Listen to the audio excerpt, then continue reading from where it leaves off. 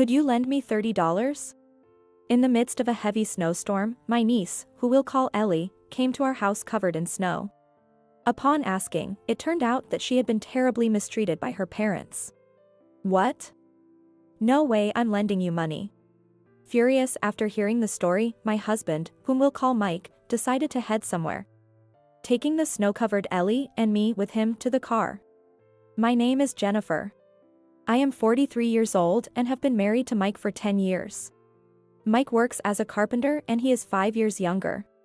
I used to be a secretary at the company where Mike worked, and ours was a workplace romance. Things moved quickly from there, and we ended up getting married. Mike, who is younger than me, is incredibly reliable and popular at work, respected by his juniors for his manly nature, making him my pride and joy.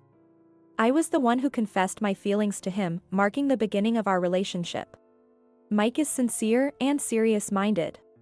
When we started dating, he made it clear that he was considering marriage as a possibility, impressing me with his earnest attitude towards work and his personal life, which led me to propose to him a year into our relationship. We decided to get married. I was looking forward to a happier life together, but reality wasn't as sweet as I had hoped. Hey, Jennifer, is the dinner not ready yet? Everyone's already gathered, and you're being too slow. Right after we got married, the first disaster I encountered was at a family gathering at Mike's parents' house. Mike is the middle child of 3 brothers, each with their own wives. While I got along well with the wife of the youngest brother, Jason, I just couldn't click with the eldest brother's wife, Ashley. This incident was what set off those feelings. I'm sorry, I can't leave what I'm doing right now. Mike's family lives deep in the countryside, and every year, a large family gathering like this takes place. It was my first time participating in a family event, and I was overwhelmed by the busyness beyond my expectations. Amanda, the youngest brother's wife, was supportive and actively helped me, but Ashley was different. She seemed to be watching me like a hawk, ready to scold me at the slightest mistake. Even when we first went to greet them for our marriage, I didn't feel welcomed, so I knew she didn't like something about me. But I didn't expect to be so blatantly mistreated. Since then, I've dreaded these family gatherings. Just the thought of seeing Ashley made me sigh, and a week before the event, I would even start to feel stomach pains. You don't have to force yourself to come, you know? If you want, I can talk to my brothers for you. Mike was considerate and offered to help. But not attending could lead to all sorts of talk. It might tarnish Mike's reputation, and I would also miss seeing my in-laws. I adore my in-laws, they've taken to me as if I were their own daughter. I wanted to keep seeing them and not reduce our interactions. So I bravely told Mike I was fine and continued to attend the family gatherings. And so, today, like always, I attended the family gathering. As expected, I was being overworked and nagged by Ashley, who seemed to take pleasure in it. I'm not the most patient person. I can hold my own with the craftsman on the job site. Even though it's part of being married to my husband and dealing with his family, it's hard to keep quiet when you're constantly being criticized. But I couldn't disrupt the atmosphere there. I forced a smile and tried to keep a cheerful demeanor while responding to Ashley, who sighed at me as if she was fed up. This is why a childless woman. If you had kids, you'd probably be able to plan things out better. Ashley grumbled such snide remarks as she reluctantly brought food to everyone. In every other household, there were already at least 2 children. By the time we got married, I was already over 34, a challenging age for having children. Mike understood how I felt and never pressured me about having kids. I'd rather not have kids than risk losing you to childbirth. My dad and mom were happy enough that a rough guy like me got married. They know I didn't marry you just to have kids, and I want you to know that too. Mike's words and his smile comforted my heart. My parents also never pressured us to have children. Everyone considers my feelings, my well-being, and Mike's feelings, and they kindly give us space in a positive way. I feel fortunate to be in such a comfortable and caring environment. That is, until Ashley made her snide remarks. How old are your kids now? 8 years old, and one was just born last year. After all, a woman's worth is in childbirth. My husband and my in-laws are overjoyed and dote on them. I was serving drinks to another relative right behind Ashley and couldn't help but feel annoyed at her comments, clearly aimed at me. Don't worry about her, Jennifer. She's always like that. I get nagged by her a lot too, so it's best just to ignore her. Thank you. Really, what did my brother see in such a spiteful woman? It's hard to believe her kids, as cute as they are, come from her. After finishing serving drinks, I quickly moved away from Ashley's table, and Mike and Jason's couple welcomed me with open arms. Amanda was pregnant, and the children were playing with each other in the background. For a moment, it was just the adults, and both seemed relieved to have a break from their responsibilities. However, having witnessed how Ashley treated me, Jason and his wife looked appalled, and Mike seemed puzzled. I'm going to have a word with Ashley. This is too much. The uncles listening to her are just giving awkward laughs. Not even realizing what's happening. It's okay, Mike. I'm not bothered by it. And having people who understand me here is enough to make me feel better. You're too kind. It's ridiculous that you have to endure this. That's what being an adult is all about. But if it gets too much, please talk to us or my brother. I'm sure our parents would be on your side if you spoke to them. Knowing everyone was looking out for me made me feel like I could make it in this family. Without allies, I would have been out of here by now. No way I could take all this. While I was holding back tears from their kindness, a mocking laugh came from behind. What's with the gloomy faces? Who are you gossiping about? Brother. The person who appeared was Ashley's husband, the eldest brother, whom we'll call Daniel. Daniel approached near Amanda, but sat down between Mike and me with a cigarette in his mouth. Jason took his wife away to the kids as if to protect her from Daniel, glaring at him warily. Oops, your woman was pregnant, right? My bad, totally forgot. Ha ha ha. Without showing any remorse and offering only a hollow apology, Daniel made no move to put out his cigarette, even as he spoke. Moreover, he blatantly blew smoke in my direction, causing me to cough from the overwhelming fumes. I don't care what you think of my wife, but keep your complaints to yourselves. Well, I guess it's natural to grumble out of jealousy when you can't have kids. Laughing crudely, Daniel then walked away to join Ashley. His words pierced my heart, leaving me speechless. Childless. How many more times will I have to hear those words in my life? How many more times will I have to endure this humiliation?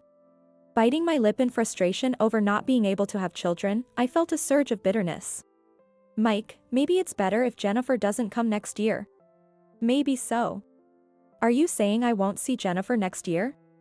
Overhearing our conversation, Jason and Mike discussed it out of concern for me. Witnessing the entire conversation, Ellie, Ashley's child, looked at them with a sad expression. She, my niece, is a very good child, quite different from her parents. She adores me not just as an aunt but as if I were her real mother, and she loves Mike dearly too. At 8 years old, she should still be seeking her parents' affection, but during today's gathering, she was the quietest. Taking care of her newborn sister and playing with the other kids in a corner. It's hard to believe she's the child of those parents, and I cherish her as if she were my own. That's not true. I'll be here next year too, so don't worry, okay? Jennifer. Faced with such a sad plea from my dear niece, I couldn't just nod in agreement. While Ashley was causing a scene with Daniel over not breastfeeding, making a fuss at the drinking table. My sweet niece was sadly watching from the sidelines. What's the big deal about getting a little hurt? For the sake of these young kids who look forward to seeing me, this kind of pain is nothing. With that thought, I steeled myself and gave Mike a determined look, as if to show him my resolve. Meeting you all is something I really look forward to. There's no way I'd just give up such joy willingly. So don't worry. I'll keep coming to see you all next year, the year after, and for as long as everyone grows up and stops coming here. It's a promise. Hearing my words, Ellie's face lit up with a relieved and happy smile. Call me a soft touch if you will. But if I can be a beacon of hope for these little ones, then it's all worth it as an aunt. Seeing this, Mike and Jason's couple smiled as if they'd been defeated, and Mike tenderly stroked my hair. Remember, if it ever gets too tough, you can always tell me. You're the most important to me, after all. Thank you. Their love filled me with joy, and I couldn't help but smile. Little did I know that I would encounter a terrible tragedy in the future. As the evening reached its climax, a greeting was sent from the eldest-in-law, prompting everyone to start cleaning up. While other relatives' wives were actively cleaning up, Ashley, completely drunk, was still happily drinking with the tipsy uncles. Holding back the urge to criticize her for being a mother of young children, I joined in the cleanup. Amanda, with her growing belly, was resting with the children in the back. Really, how can such good kids come from that couple? It's unbelievable. As I carried the finished dishes on a tray to the kitchen, I overheard some relatives' wives gossiping about Ashley and her husband. I hadn't intended to eavesdrop, so I was about to leave the kitchen right after acknowledging them, when a remark made me do a double take in disbelief. They say she yells at them if they don't listen, and might even hit them. What? I wasn't the only one surprised by this revelation. The other wives gossiping were just as shocked. One of them, who had raised her voice in surprise, was quickly shushed by the others, urging her to speak more quietly. The person who had spoken hastily covered her mouth and began to share more details. That couple was reported to the police before. A neighbor worried they were being too harsh on the kids and called the authorities. It led to a report to Child Protective Services, but apparently, there were no visible bruises. Screaming at the kids is heard every day in their neighborhood, or so the rumor goes. I was taken aback by this unexpected information and covered my mouth in shock. The blood drained from my face at the unbelievable story. It's common to get frustrated with kids while raising them. But to lay hands on them or threaten them with words is absolutely unacceptable. It's something that should never happen. Yet, like the previous story, all of this is just speculation. I didn't witness any of it myself, so there's nothing I can do. Ellie, for her part, seems to love her parents and never complains about them. She obediently follows what she's told, showing no signs of rebellion. But what if that obedience is the result of being dominated through force? These thoughts only lead to negative speculation. What's wrong, Jennifer? You look pale. Are you feeling okay? Mike noticed my distress and came over, concerned about me, especially after the earlier incident. I considered telling him, but Ashley and her husband were nearby. It wouldn't be safe to speak carelessly, potentially causing harm to Ellie and her sister. So, I shook my head, pretending nothing was wrong, and said, "Maybe I just got a bit dizzy from the alcohol fumes. I'll go outside for some fresh air." With that, I put on my coat and left the cleanup to the others, stepping outside for a breath of fresh air. Outside, snow had accumulated, and the forecast predicted heavy snowfall starting tonight. The gloomy clouds threatened more snow, and I was lost in thought, recalling the conversation. I wasn't sure if I could make a difference by speaking up.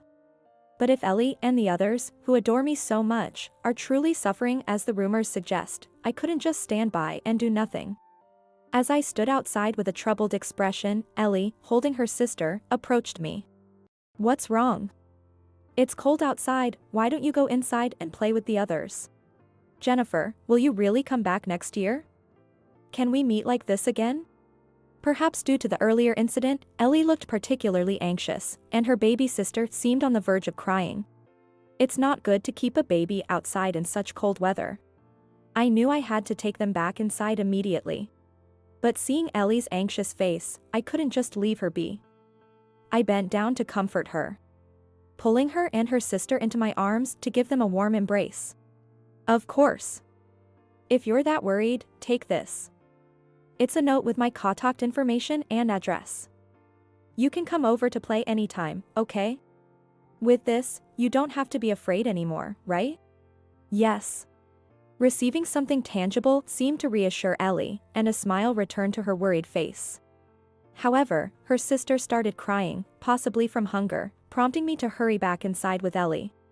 After a while, the cleanup ended, and the gathering concluded. Everyone headed to their cars, and we decided to leave, leaving Daniel's family behind. Jason and her wife had already left, and our in-laws assured us they would take care of the rest. "Thank you so much for coming today. Please be careful on your way home."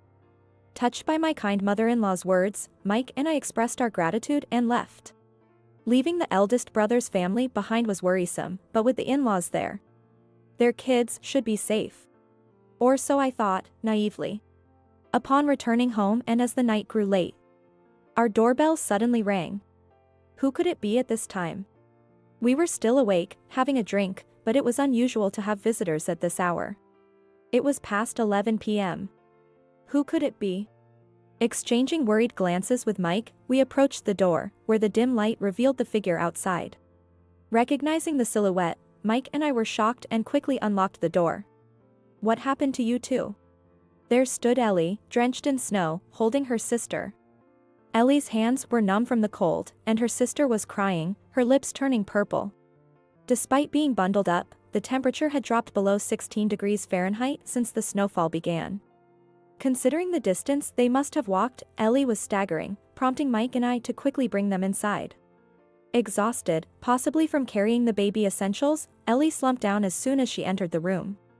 After Mike prepared some milk for the baby, who hungrily drank it all. I offered Ellie a warm drink and wrapped her in blankets, placing her near a heater to warm up. Gradually regaining her composure, Ellie sat up and sipped her tea calmly. What happened? Where are your parents? As Ellie calmed down, I asked her about the situation, and she began to tearfully explain. It would take a child 2 hours to walk from her house to ours. She had made the journey on foot with her sister. Because their parents had left them alone at home and gone out drinking, not returning. With no dinner prepared and running low on baby supplies. Fear of their uncertain return prompted Ellie to remember the note I gave her earlier and seek refuge at our house. I need to buy some food and diapers for my sister. We don't have a place to stay, so just $30. Please lend me $30. I'll pay you back when I'm older. Hearing her plea, Mike suddenly raised his voice. What? No way we're lending you money. Ellie was startled when Mike, who had been silent until then, suddenly raised his voice in anger. Instinctively, she curled up to protect her head, her body trembling uncontrollably. I'm sorry for being selfish. I won't ask for anything else, I promise. Just don't be mad, please don't hit me. Seeing Ellie's tearful plea, I couldn't help but cry as I embraced her, trying to comfort her. It's okay. No one here will hurt you. Calm down, we won't harm you. I'm sorry, I wasn't angry at you. My bad. So relax, everything's fine. Seeing Ellie's frightened look, I was certain. The rumors about Daniel's family that the relatives talked about were true. It wasn't just a rumor. Ellie and her sister had been living a life oppressed by them. The moment I realized this truth, an indescribable rage surged within me. I can't forgive them anymore. Mike trembled with anger. His outburst was not out of anger towards Ellie. He showed his anger in this way because he couldn't forgive her parents for putting his dear Ellie through such an ordeal. Once Mike had made up his mind, nothing could stop him. He took out his phone, made a call, and then urged Ellie, her sister, and me to get into the car. Let's go, Jennifer. Go? Where to? We can't leave the kids with them any longer. With that, Mike drove us to a certain place. Understanding his intention, I quickly made arrangements in the car.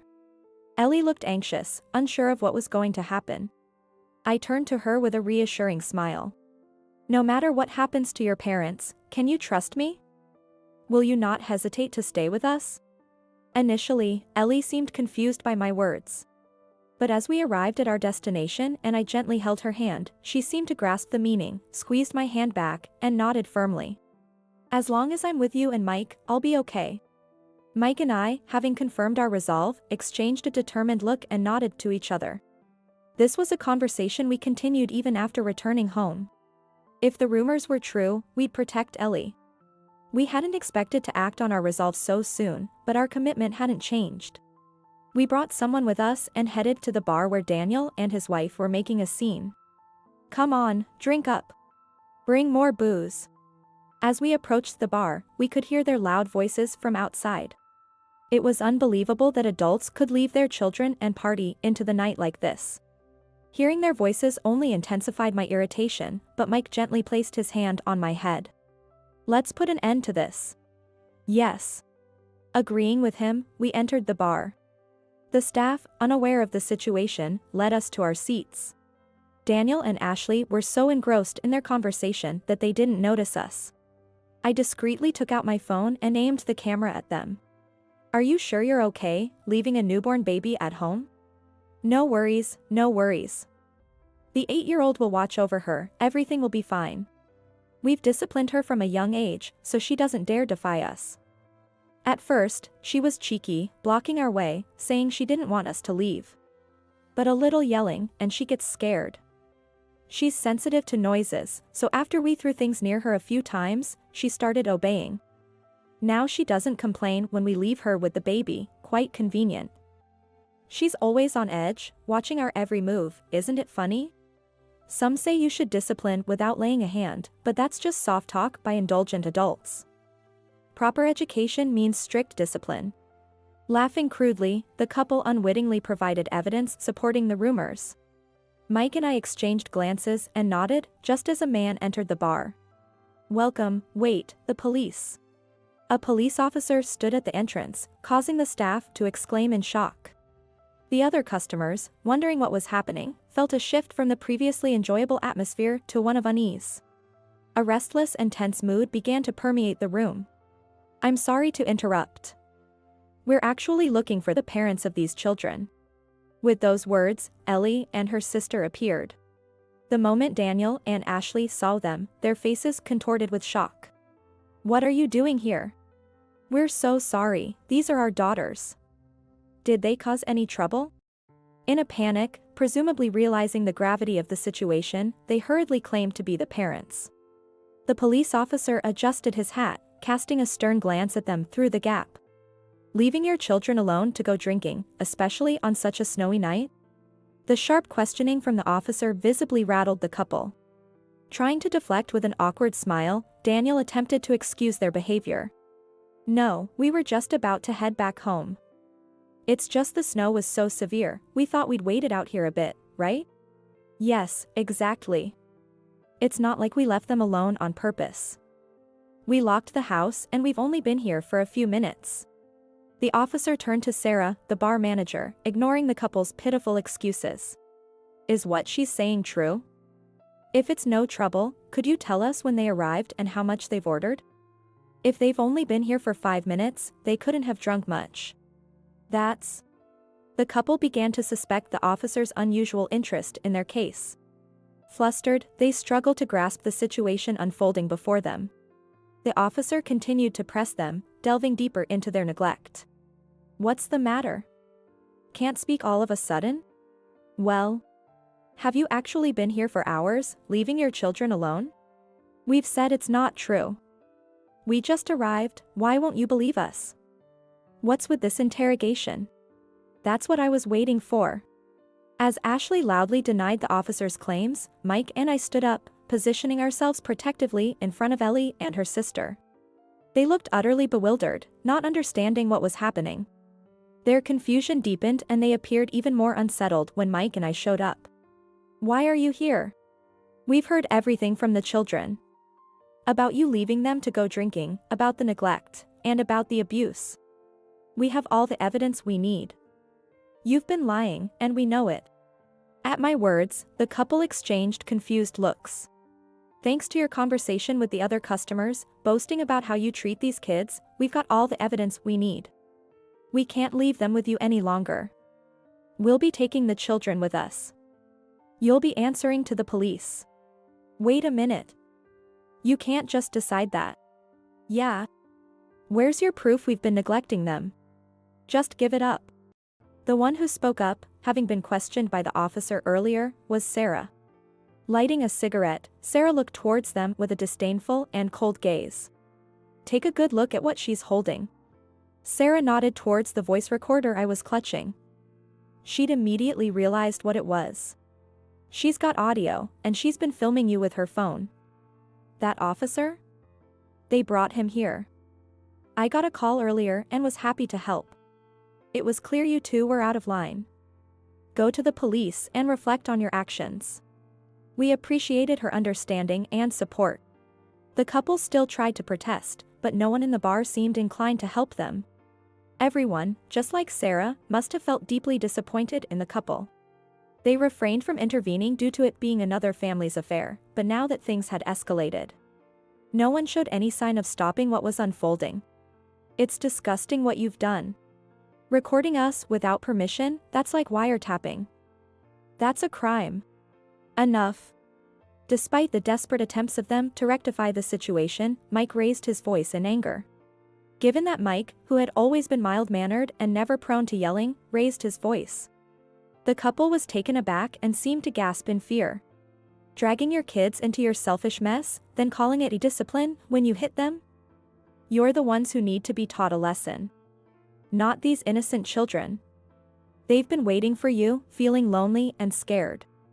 And you trample all over their feelings with your callous words. Shame on you. Faced with Mike's irrefutable arguments, they grimaced in frustration. Unable to respond, they faltered for words and awkwardly shifted their gazes, clearly embarrassed by the situation. What do you think she said when she came to our house? Facing the couple's poor grace and defeat, I deliberately met their gaze, peering into their faces.